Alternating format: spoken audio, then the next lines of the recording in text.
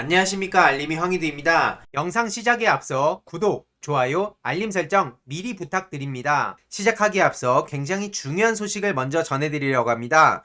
정치 문제에 크게 관심이 없는 많은 MZ세대 청년들은 밀레니얼 그리고 Z세대 청년들을 뜻하는 겁니다. 대략 오늘날 10에서 30세대 정도라고 보시면 될 것 같은데요. 이들은 본인이 자주 가는 온라인 커뮤니티 내 여론을 통해 사회를 들여다봅니다. 가령 팩트체크를 하더라도 여론이 싸늘하면 뭔가 문제가 있구나 라고 생각하게 되는 것이죠. 그렇다고 커뮤니티에 다짜고짜 뛰어들어서 내 이야기를 투척해선 안 됩니다. 커뮤니티별 언어, 관심사 등이 각자 다르기에 그들과의 진정한 소통을 위해선 언어와 정서를 먼저 이해하고 다가가는 게 우선이며 이후로는 일종의 번역 작업이 필요합니다. 예를 들어 장문의 글을 인스타그램에 올려도 호응이 없다면 그 글의 문제로 받아들이기 이전에 플랫폼 자체에 대한 이해가 부족했다고 보는 것이 맞다고 봅니다. 예를 들어 인스타는 사진으로, 트위터는 짧은 글로, 페이스북은 적절한 사진과 글로, 유튜브는 영상으로 주로 소통하듯이 각각 커뮤니티별 이해도를 높이고 그들의 언어와 정서를 이해하는 것이 진정한 소통의 첫걸음이라고 생각하고요. 그리고 핵심은 그들의 언어로 다가간다는 것입니다. 커뮤니티 내 여론은 결코 한 줌에 불과하지 않습니다. 언젠간 진정성을 알아줄 거라고 생각하거나 팩트체크를 하면 알아서 해결된다고 생각하다가는 큰일 난다고 생각합니다. 가령 축구를 좋아하는 사람들이 모인 커뮤니티에 가서 갑자기 예를 들어 민주진영에 좋은 정책이 있다고 그 글을 올리면 과연 보겠냐는 겁니다. 전통적 방식의 홍보를 계속해서 해선 안 된다는 것이고요. 요즘 MZ세대에 맞춰서 이들이 뭘 좋아하고 어떤 거에 관심이 있고 변화를 추구하고 싶어 하고 그런 니즈를 정확히 파악하고 그들의 언어에 맞춰서 우리의 이야기를 전하는 게 오늘날 홍보 방식의 가장 중요한 포인트라는 뜻입니다. 중간중간에 이런 내용들 틈틈이 계속해서 전해드릴 예정이고요. 민주당도 여기에 맞춰서 자연스럽게 각종 커뮤니티와의 정서적 교감을 해서 20년 집권을 할 수 있도록 저 또한 열심히 목소리 내도록 하겠습니다. 방금 전 속보로 떴었죠. 안철수 씨가 국민의힘의 요구를 전격 수용한다며 22일까지 단일화를 주장했습니다. 오늘 방금 전에 국민의힘의 단일화 요구를 수용하겠다고 발표한 건데요. 국민의힘 측에서는 적합도와 경쟁력을 1000명씩 물은 뒤 결과를 합산하는 것을 제시했고 유선전화 10% 정도 포함해야 된다는 게 국민의힘 측의 입장입니다. 이에 안철수 씨는 본인에게 불리하고 불합리해도 단일화를 조속히 이룰 수 있다면 감수하겠다라며 그 같은 조건을 받아들이겠다고 밝혔고요.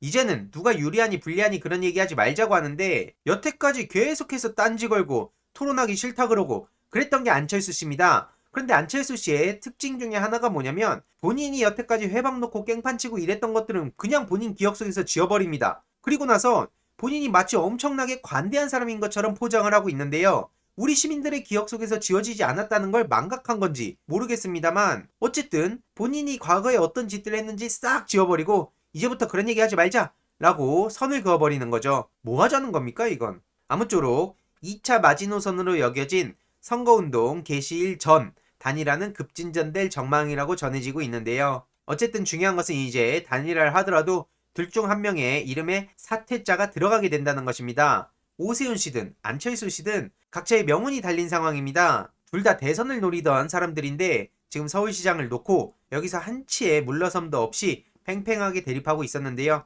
어떻게 진행이 되는지 꾸준히 지켜봐야 된다고 생각합니다. 이에 네티즌들은 호남 사이라더니 이제는 국민의힘까지 도대체 저 사람의 철학은 뭘까? 이번 선거 끝나면 더 이상 공개적으로 얼굴 내보이지 마라 이런 반응들이 이어지고 있습니다. 실제로 계속해서 티격태격 됐던 게 대국민 약속을 어겼다는 비판도 있었고 효과를 극대화시키려는 거라는 얘기도 나오고 있었습니다. 어쨌든 중요한 것은 단일화 협상이 길어지는 데 있어서 여기저기서 짜증난다는 여론이 계속해서 늘어나고 있습니다. 물론 이 모든 것들을 노리고 전략적으로 극적인 효과를 주려고 하는 건지는 아직까진 정확히 모르겠습니다만 둘 중 하나는 사실상 복구 불가능할 정도로 치명상을 입게 될 거라는 게 많은 시민들의 생각입니다. 실제로 김종인 씨 관련해서도 여기저기서 내부 저격이 이어지기도 했었는데요. 네티즌들은 오세훈 씨의 내곡당 투기 관련해서 많은 비판을 하고 있습니다. 특히 계속 저도 말씀드리지만 한국 보수는 보수가 아니다. 보수는 전통과 역사를 중시해야 되는데 지금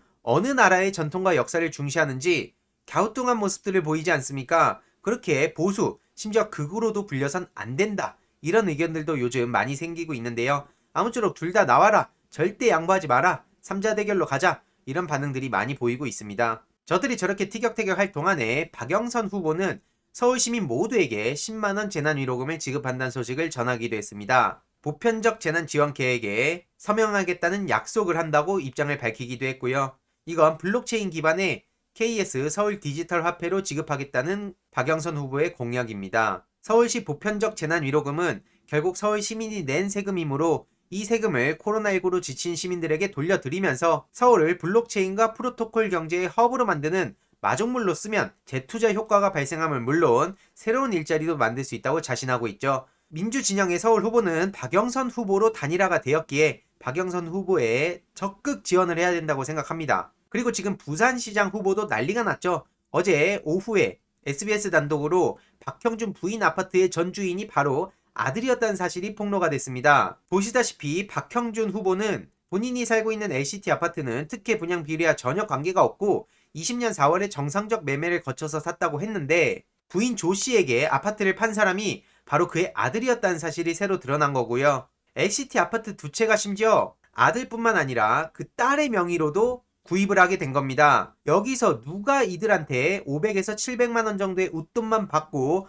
아파트를 넘겼는지 그 최초 분양자가 지금 굉장히 중요해진 시점인데요. 계속해서 벼랑 끝으로 몰리고 있는 박형준 씨 그리고 오세훈 씨 국민의힘 측에서도 여러모로 지금 멘붕에 빠질 수밖에 없습니다. 굉장히 다급해졌다는 생각도 많이 드는데요. 이런 상황인데도 부산 시민들이 박형준 씨를 뽑아선 안 된다. 입만 열면 거짓말하는 걸 봤을 때 오세훈 박형준은 역시 MB키즈 맞다. 어떻게 SBS가 이걸 단독 치는지 모르겠다. 이런 반응들이 엄청난 추천을 받고 있는 상황입니다. 그리고 중요한 것 조국 전 법무부 장관이 정말 섬뜩한 포스팅을 했는데요. 나에게 만약에 지금 박형준 씨와 같은 상황이 생겼더라면 어떤 일이 벌어졌을까? 지금 언론에서 이렇게 잠잠했겠습니까?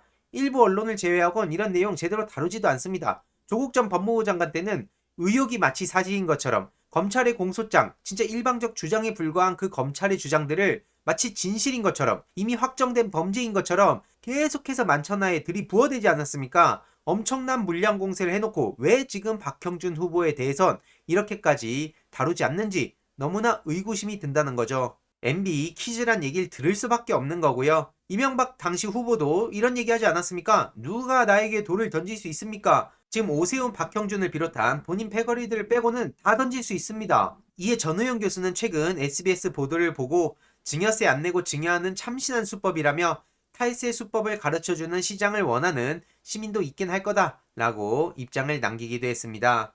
이런 황당한 상황에 대해서도 꾸준히 소식 전해드리도록 하겠습니다.